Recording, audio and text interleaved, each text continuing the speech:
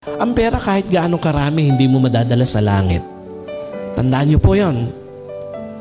Kaya kailangan, habang pwede niyo pang i-enjoy yung mga blessings na yan, i-enjoy ninyo kasama asawa, kasama pamilya, i-enjoy yung mga binubuhos na pagpapala ng Panginoon. So kung binigyan ka ng Diyos o binibigyan ka ng Diyos ng kalakasan, wala kang sakit, i-enjoy ninyong mag-asawa ang buhay. Mag-travel kayo, mamasyal kayo hanggat gusto nyo, hanggat kaya nyo. Huwag yung kung kailan uugod-ugod na kayo, saka pa kayo magyayayang mag-travel or mag-joyride.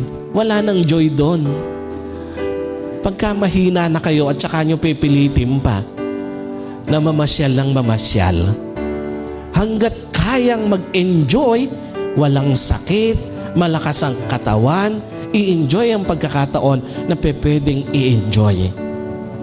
Huwag kung kailan, again, hindi na makabangon, saka pa kayo magpipilit na i-enjoy ang buhay. No, hindi nyo na may enjoy ang buhay pag nandoon na kayo sa sitwasyon na yon ng buhay.